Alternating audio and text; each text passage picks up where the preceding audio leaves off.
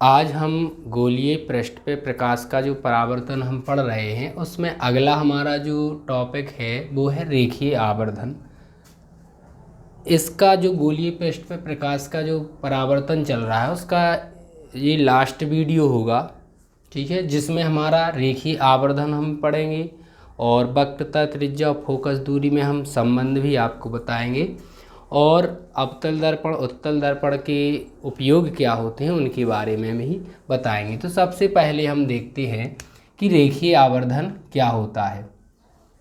रेखीय आवर्धन की परिभाषा देखिए, हमने एक चित्र भी बना रखा है जिसमें हमने एक अवतल दर्पण लिया है जिसका ये M1 सिरा है और एक क्या है जी M2 सिरा है। सबसे पहले हम रेखीय आवर्धन की परिभाषा देखेंगे तो सबसे पहले हमें क्या देखना है, मुख्य अक्ष के लंबवत नापी गई प्रतिबिंब की लंबाई तथा वस्तु की लंबाई के अनुपात को रेखीय आवर्धन कहते हैं। इसे हम m से प्रदर्शित करते हैं। तो m बराबर क्या हो जाता है हमारा, प्रतिबिंब की लंबाई बटे वस्तु की लंबाई। तो प्रतिबिंब की लंबाई को हम I से प्रदर्शित करते हैं और वस्तु की लंबाई को हम O से प्रदर्शित करते हैं। तो जी तो हमारी परिभाषा हो जाती है। यहाँ पे हमने एक चित्र लिया हुआ है, ये अवतल दर्पण है जिसका ध्रुव क्या है P है, फोकस F है और वक्रता केंद्र C है। इस पे हमने मुख्य अक्ष के लंबवत एक वस्तु रखी है AB। इससे जो पहली प्रकाश किरण चलती है वो मुख्य अक्ष के समांतर जाती है, तो परावर्तन के बाद वो फोकस से होकर निकल जाती है। दूसरी प्रकाश किरण हम कहाँ लेते हैं, आपकी वक्रता केंद्र से होकर के लेते हैं, तो वह बिना विचलित हुए उसी दिशा में क्या हो रही है, वापस लौटती है, क्योंकि ये नियम है। हमने क्या किया, A और P और A डैश को क्या करते हैं, मिला देते हैं। यहाँ पे A डैश हम इसलिए लेते हैं कि यहाँ पे ही दोनों प्रकाश किरणें मिल रही हैं, तो प्रतिबिंब यहाँ बनेगा। तो यहाँ से हम क्या करते हैं, मुख्य अक्ष पे एक अभिलंब डाल देते हैं जिसको हम नाम देते हैं A डैश और जी है हमारा B डैश। अब ये तो हो गई हमारी क्या भाषा। अब हम क्या लेते हैं, इनमें दो त्रिभुज लेंगे। दो त्रिभुजों को हम कौन से लेंगे, एक तो हम लेंगे A, B और P। दूसरा त्रिभुज हम लेंगे आपका A डैश, B डैश और P लेंगे, ठीक है। तो जी दो त्रिभुज हम लेंगे, तो पहले आपको इसकी भाषा लिखनी है कि M1 और M2 सिरों वाला हमने एक अवतल दर्पण लिया है जिसका ध्रुव क्या है, P है, फोकस F है और C वक्रता त्रिज्या है, वक्रता केंद्र है जी हमारा। इस पे हमने एक AB वस्तु ली है और इससे पहली प्रकाश किरण मुख्य अक्ष के समांतर चलती है, तो परावर्तन के बाद वो फोकस से होकर निकलती है। दूसरी प्रकाश किरण हम क्या लेते हैं, वक्रता केंद्र से होकर लेते हैं, तो वो उसी दिशा में वापस लौट जाती है। जहाँ पे दोनों प्रकाश किरणें मिलती हैं वहाँ पर क्या करते हैं, मुख्य अक्ष से हम एक सीधा लंब डाल देते हैं, इसको नाम दे देते हैं A डैश और B डैश। ये हमारी टोटल भाषा है जो आपको लिख लेनी है। अब हम क्या करेंगे, इनमें दो त्रिभुज लेंगे। एक तो कौन सा लेना है देख लीजिए, एक तो हम जी वाला त्रिभुज ले रहे हैं, ठीक है, A, P और एक हम किरण यहाँ से और भी ले लेते हैं, ठीक है, और एक देखो जी इस प्रकार से निकल जाएगी। तो हमने एक त्रिभुज ले लिया आपका A, P और B। एक त्रिभुज लेंगे A डैश, B डैश और P।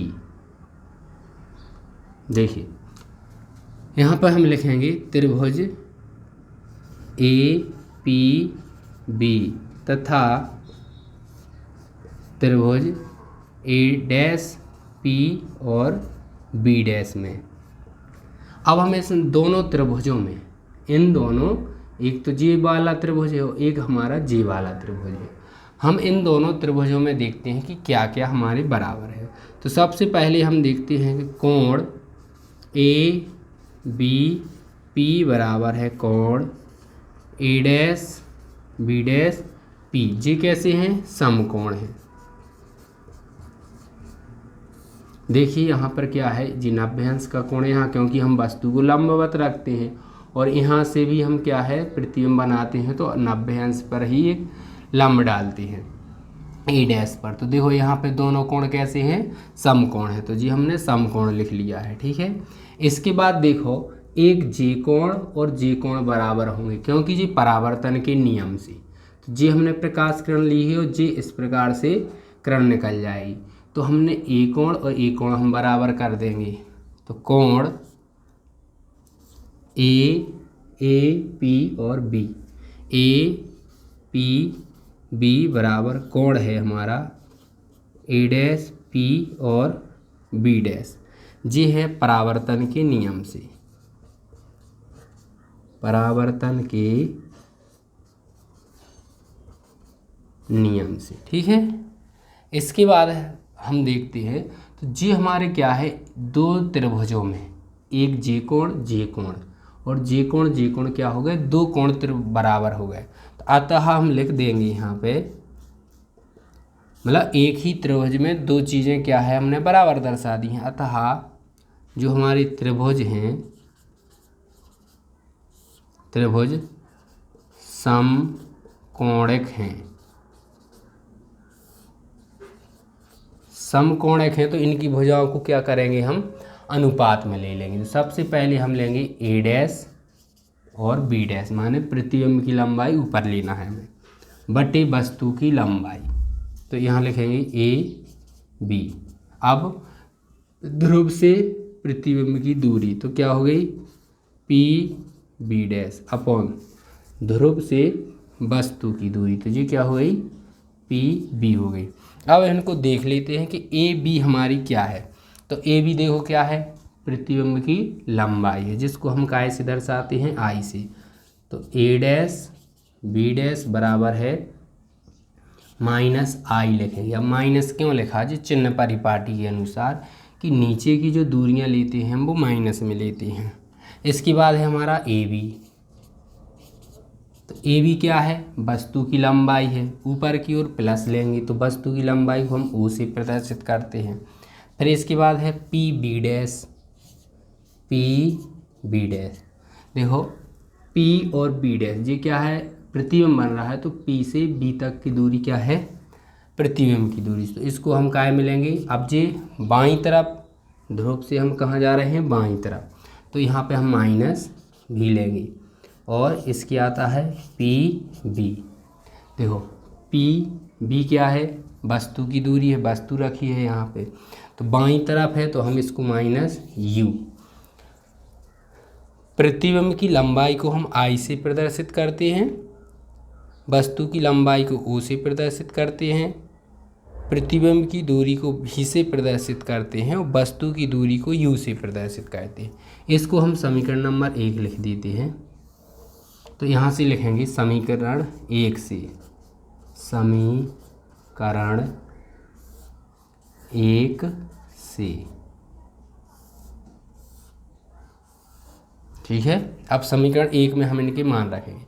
तो ए डैश बी डैश का मान क्या है, माइनस आई बटे ए बी का मान क्या है, ओ है, बराबर पी बी डैश का मान क्या है, माइनस वी है, और पी बी का मान क्या है, माइनस यू है।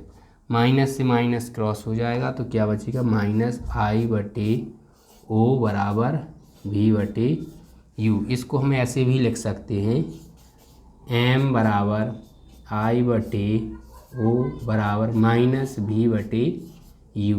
तो ये हमारा आवर्धन के लिए सूत्र का निगमन होता है। और ये जो आवर्धन होगा हमारा वो अवतल दर्पण और उत्तल दर्पण दोनों के लिए मान्य होगा। तो चलो इसके लिए पहले नोट कर लें।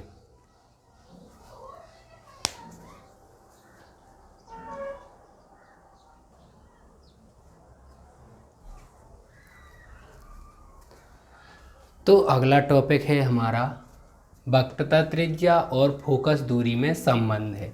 तो जी हम दोनों दर्पणों के लिए निकाल सकते हैं। अवतल दर्पण के लिए भी जी सूत्र का निगमन किया जाता है, उत्तल दर्पण के लिए भी किया जाता है, लेकिन यहाँ पे हम किसके लिए निकाल रहे हैं, अवतल दर्पण के लिए। सूत्र एक ही होगा लेकिन हम दोनों दर्पणों से उसको सिद्ध कर सकते हैं, लेकिन हम यहाँ पे आपको केवल अवतल दर्पण से सिद्ध करके बताएंगे कि वक्रता त्रिज्या और फोकस दूरी में क्या संबंध होता है। तो हमें भाषा जो है वो भाषा आपको खुद लिख लेनी है। भाषा हम बता रहे हैं आपके लिए कैसे लिखना है। सबसे पहले आपको क्या लिखना है, M1 M2 सिरों वाला एक अवतल दर्पण है जिसका ध्रुव P है, F फोकस है और C वक्रता केंद्र है। AB कोई प्रकाश किरण मुख्य अक्ष के समांतर आपतित होती है तो परावर्तन के बाद वो फोकस से होकर जाती है। C और B को हमने क्या कर दिया है, मिला दिया है। तो ये होगी हमारी भाषा। अब हम क्या करेंगे इसमें, यहाँ इसको सिद्ध करने के लिए हम यहाँ से प्रारंभ होते हैं। तो यहाँ पर लिखेंगे हम क्या है, कोण ABC बराबर कोण हो जाएगा क्या आपका FB और C, FB और C। देखिए जी क्या है, दोनों कोण बराबर हैं। क्यों? क्योंकि यहाँ से प्रकाश किरण जा रही है और यहाँ से परावर्तित हो रही है। तो वक्रता केंद्र से होकर जाने वाली रेखा दर्पण पे अभिलंब होती है, जी हम पहले पढ़ चुके हैं। तो जे कोण और जे कोण क्या होंगे, परावर्तन के नियम से बराबर हैं। तो यहाँ लिख देंगे हम परावर्तन के नियम से, ठीक है। अब हम यहाँ पर लिख लेते हैं AB समानांतर है PC के। देखिए हमने क्या कहा, AB जो प्रकाश किरण है वो मुख्य अक्ष के समांतर है, तो हमने लिख दिया AB समानांतर PC, जिन्हें कौन सी रेखा मिलाती है, C और B रेखा मिलाती है। तो AB PC क्या है, समांतर हैं जी, समांतर का चिन्ह है, जिन्हें CB रेखा मिलाती है, CB रेखा मिलाती है। अब हम देखें, जब क्या है जी एक CB रेखा होगी तो जी क्या होगी, इन दोनों प्रकाश किरणों के AB और PC के बीच में CB क्या होगी, एक तिर्यक रेखा। जब तिर्यक रेखा हो जाती है तो यहाँ वाला कोण और जी वाला कोण कैसा होगा, बराबर, क्योंकि ये एकांतर कोण है। तो हम यहाँ लिख देंगे कोण AB और C, ABC माने जी वाला कोण और जी वाला कोण। तो हम इसको लिख देंगे FCB बराबर कोण FCB। जी यहाँ क्या लिख देंगे, एकांतर कोण। अब देखो जी और जी कोण कैसे हैं, बराबर हैं। ज़्यादा हो तो इनको हम क्या कर देते हैं, समीकरण नंबर दे दो। जी हो गया समीकरण नंबर 1 और जी हो गया समीकरण नंबर 2। जी हमारा जी है, जी समीकरण नंबर 1 दे दो, इसको दे दो समीकरण नंबर 2। अब हम समीकरण 1 बा 2 से, तो यहाँ लिखेंगे समीकरण 1 बा 2 से। तो देखो एक एक पक्ष इसमें बराबर है तो दूसरा भी पक्ष हम क्या करेंगे, बराबर। तो कोण FBC बराबर कोण हो जाएगा FC और B। अब देखो ये दोनों जो कोण अभी हमने आपको बराबर दर्शा दिए हैं, कौन सा, FBC, एक जे कोण हो गया FBC, यानी एक ये कोण और एक हो गया FCB और एक जे कोण। जी दोनों कोण कैसे हैं, बराबर है। जब ये दोनों कोण बराबर होते हैं तो इनके सामने की संगत भुजाएं भी कैसी होती हैं, बराबर होती हैं। जी हम गणित में पढ़ते हैं। तो हम लिखेंगे इसलिए BF बराबर, जी क्या है, BF बराबर क्या हो जाएगा, CF हो जाएगा, ठीक है। क्योंकि बराबर जो कोण हैं उनके सामने की, इसके सामने की भुजा J और इसके सामने की भुजा J, तो जी दोनों भुजाएं कैसी हैं, बराबर हैं। इनको हमने बराबर दर्शा दिया है, ठीक है। यहाँ लिख देंगे बराबर कोणों के सामने की भुजाएं बराबर होती हैं या संगत भुजाएं बराबर होती हैं। ठीक जी, लिख दें बराबर कोणों के सामने की संगत भुजाएं बराबर होती हैं। जी आपको इसके सामने लिखना है। अब लिखना है यदि बी बिंदु पी के निकट हो, यदि जी मान लेते हैं बी बिंदु पी बिंदु के निकट हो। ठीक है, यदि बी बिंदु पी बिंदु के यानी बी बिंदु पी बिंदु के निकट हो तो क्या हो जाएगा हमारा यहाँ पे बी एफ बराबर हो जाएगा पी एफ। इसको हम मान के चलते हैं कि यदि क्या है कि बी बिंदु पी के निकट होगा तो हमारा क्या होगा बी एफ बराबर हो जाएगा पी एफ हो जाएगा। ठीक है, अब देखो अब हम क्या करेंगे, इसको दे देते हैं समीकरण नंबर 3। इसको क्या लिख दें आप, समीकरण नंबर 3 लिख दें।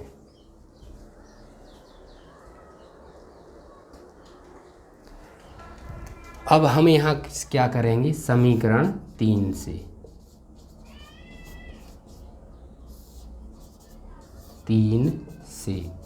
देखिए अब हम क्या करेंगे, बी एफ की जगह पे हम किसका मान रख देंगे, पी एफ। तो यहाँ लिख देंगे पी एफ बराबर हो जाएगा आपका सी एफ हो जाएगा। ठीक है, अब इसको हम थोड़ा सा अलग लिखेंगे, इसको लिख सकते हैं हम पी एफ बराबर P F plus C F upon 2।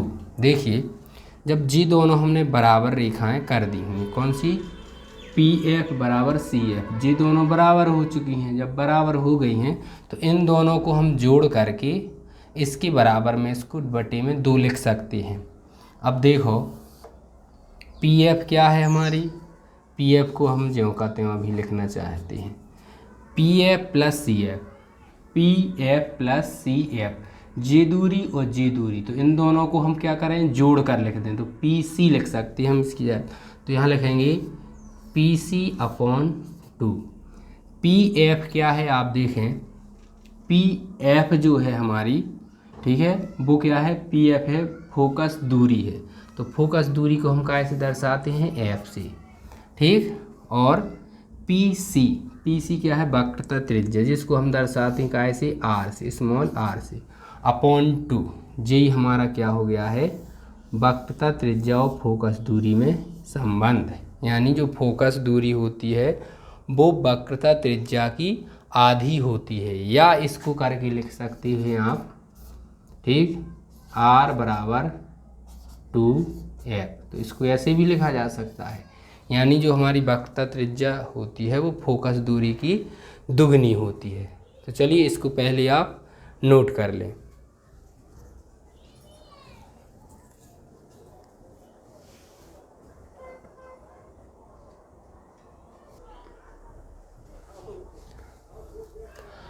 अब देखेंगे हम आपको दर्पण सूत्र बताते हैं कि दर्पण सूत्र क्या होता है। ठीक है, दर्पण सूत्र का उपयोग, और अभी हमने वक्रता त्रिज्या फोकस दूरी में संबंध पढ़ा, इसके पहले हमने रेखीय आवर्धन बताया। तो जी जो सूत्र हैं इनका उपयोग आप आंकिक प्रश्नों में करेंगे, इनके भी हम वीडियो बना चुके हैं। आंकिक प्रश्नों के वीडियो आपको हमने पहले से बना रखे हैं, तो वो आपको हम उसकी लिंक डाल देंगे, तो आप उस लिंक में से आप क्या है उन वीडियो को ज़रूर देखें। इन जो गोलीय दर्पण पर प्रकाश का जो परावर्तन है उसके जो आंकिक प्रश्न हैं उनकी हम लिंक डाल देंगे, तो आप उस लिंक से आप उनको ज़रूर देखें। सबसे पहले जो दर्पण सूत्र है हमारा उसको हम लिखते हैं 1/f बराबर 1/v प्लस 1/u है। देखो f क्या कहलाता है, जी फोकस दूरी है, क्या है, फोकस दूरी। ठीक, v क्या है, प्रतिबिंब की दूरी है, और u क्या है, वस्तु की दूरी। तो जी हमारा क्या है, दर्पण सूत्र होता है। तो जी उत्तल दर्पण हो चाहे अवतल दर्पण हो, दोनों के लिए हमारा यही फॉर्मूला होता है, 1/f बराबर 1/v प्लस 1/u। f है जो हमारा ध्रुव होता है, ध्रुव से फोकस दूरी कहलाती है, v है ध्रुव से प्रतिबिंब की दूरी, और u है हमारी ध्रुव से वस्तु की दूरी। तो चलो इसको भी आप नोट कर लें।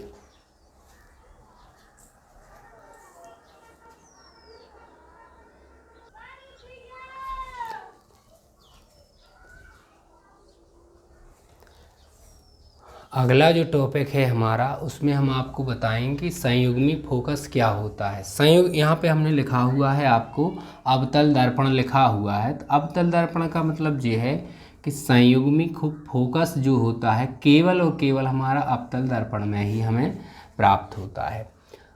जिन दर्पणों के द्वारा वास्तविक प्रतिबिंब बनाए जाएंगे उसमें हमें क्या होगा, संयुग्मी फोकस होता है। तो अब संयुग्मी फोकस की परिभाषा क्या होती है उसको आप समझ लें। संयुग्मी फोकस कहलाता है कि मुख्य अक्ष पर स्थित ऐसे दो बिंदु, मुख्य अक्ष पर स्थित ऐसे दो बिंदु, जैसे हमने एक जी वस्तु रखी हुई है, ए बी वस्तु रखी है, तो इसका प्रतिबिंब बना है ए डैश और बी डैश बना हुआ है।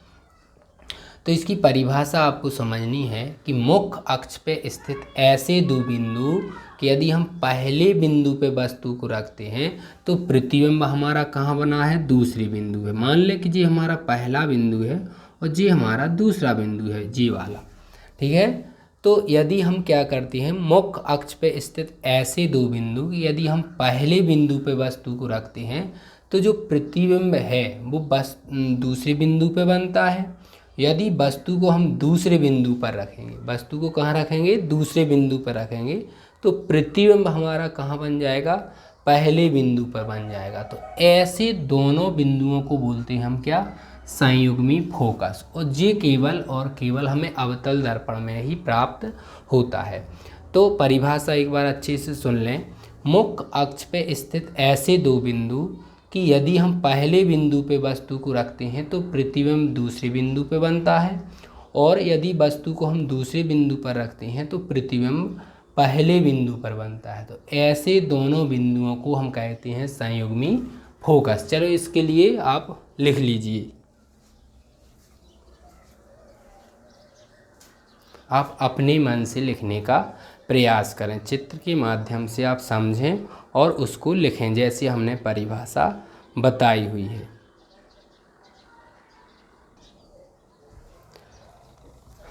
देखिए, तो अब हमारा बिल्कुल लास्ट ही टॉपिक बचा है जिसमें हम दर्पणों के उपयोग पढ़ेंगे। सबसे पहले हम क्या पढ़ेंगे, अवतल दर्पण के क्या उपयोग है।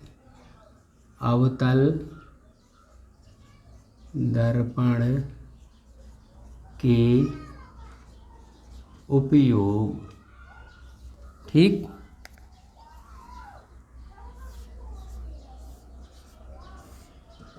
सबसे पहले हम देखते हैं कि अवतल दर्पण का उपयोग हम शेविंग में करते हैं, यानी दाढ़ी बनाने में। दाढ़ी बनाने में यानी कि जो हम घरों पर अपनी दाढ़ी शेविंग करते हैं तो उसमें हम अवतल दर्पण का उपयोग करेंगे। तो क्या होगा, हम पास में जब दर्पण को रखते हैं तो लास्ट जो स्थिति थी, छठवीं स्थिति, उसमें अवतल दर्पण से क्या है, जो प्रतिबिंब बनता है वो क्या है, सीधा बनता है और वस्तु से बड़ा बनता है, जिससे हमें अपना चेहरा साफ दिखाई देता है। तो दाढ़ी बनाने में किसी प्रकार की समस्या नहीं होती है। तो सबसे पहले दर्पण अवतल दर्पण का उपयोग क्या है, शेविंग यानी दाढ़ी बनाने में। दूसरा होता है वाहनों, जितने भी प्रकार के वाहन होते हैं, वाहनों में हेडलाइट में, हेडलाइट में, हेडलाइट मतलब जैसे ट्रक हो गए, वाहन हो गए, इंजन हो गए, मतलब रेल हो गई, तो उसमें जो हेडलाइट लगी रहती हैं, हेडलाइट में भी हम अवतल दर्पण का उपयोग करते हैं, क्योंकि ये फोकस बन जाता है। जब फोकस बनेगा तो हमें दूर तक की वस्तु अच्छे से दिख जाती है, इसलिए हम क्या करते हैं, वाहनों के हेडलाइटों में करते हैं। तीसरा हमारा होता है कि जो लैंप होते हैं, टेबल लैंप, इसको क्या बोलते हैं हम, टेबल लैंप। तो जो टेबल लैंप होते हैं उनमें भी क्या होता है, अवतल दर्पण लगा होता है। क्यों लगा होता है, क्योंकि केवल हम पढ़ाई के समय केवल हम क्या है, अपनी फोकस किस पे करना चाहते हैं, केवल वस्तु पे, मतलब किताब पे करना चाहते हैं, इसलिए हम क्या करते हैं, अब टेबल लैंपों में भी किसका होता है, अवतल दर्पण का उपयोग। चौथा उपयोग होता है आँख नाक कान, आँख नाक कान गले आदि अंगों की जांच में, मतलब जो डॉक्टर होते हैं तो वो क्या करते हैं, जिस यंत्र का उपयोग करते हैं उन यंत्रों में क्या है, अवतल दर्पण लगा होता है। तो आपको ये याद रखना है। पांचवा जो हमारा इसका जो उपयोग होगा, ठीक है, तो जी जो चार उपयोग हैं जी हमारे मुख्य हैं। इसके बाद क्या है, अगला है हमारा उत्तल दर्पण। उत्तल दर्पण का उपयोग, तो उत्तल दर्पण के भी क्या होते हैं, उपयोग हैं। ठीक है, कौन कौन से हैं देखें। पहला है हमारा, एक तो होता है साइड गिलास के रूप में। तो अपन जब भी साइड गिलास के रूप में अपन जब भी क्या है, कोई वाहन चलाते हैं तो हम देखते हैं कि हमारे जो सामने जो एक शीशा लगाए होते हैं, जैसे मोटरसाइकिल चलाएं तो उसमें दो लगे होते हैं, ट्रकों में भी बाजू में लगा होता है बगल में, तो उसमें कौन सा, उत्तल दर्पण का उपयोग होता है। क्योंकि उत्तल दर्पण से जो पीछे का जो प्रतिबिंब बनेगा वो सीधा बनेगा और वस्तु से छोटा बनेगा, जिससे हमें पीछे की वस्तु स्पष्ट दिखाई दे जाती है। इसलिए हम क्या करते हैं, साइड ग्लास के रूप में उत्तल दर्पण का उपयोग करते हैं। दूसरा उपयोग हमारा है इसका, जो स्ट्रीट लाइट होती है, स्ट्रीट मतलब स्ट्रीट लाइट में, जो मतलब गलियों में, चौराहों पे और जो रोड पर जो स्ट्रीट लाइट जो लगी होती हैं उनमें भी हम क्या करते हैं, इस दर्पण का, उत्तल दर्पण का उपयोग करते हैं। तो जी हमारे दर्पणों के क्या हो गए हैं, उपयोग हो गए हैं। तो जी हमारा आज का क्या था, लास्ट टॉपिक था। तो इनको आप बहुत अच्छे से पढ़ें, क्योंकि जो भी हमारे यूपी बोर्ड में जो पेपर बनता है उसमें विकल्पों में आपसे ये पूछा जा सकता है कि बताइए साइड ग्लास के रूप में किस दर्पण का उपयोग किया जाता है, या ऐसा कौन सा दर्पण होता है जिसके द्वारा केवल वस्तु से छोटे और सीधे प्रतिबिंब बनते हैं। तो जी आपको हम पहले बता चुके हैं। तो जी उत्तल दर्पण होता है जिसमें छोटे और मतलब वस्तु से छोटे और सीधे प्रतिबिंब बनते। तो जी ये क्या है, विकल्प में पूछे जाते हैं, क्योंकि आपको पता है कि 20 नंबर के विकल्प आते हैं। तो इनको ध्यान से इस वीडियो को देखें और इसको आप समझें।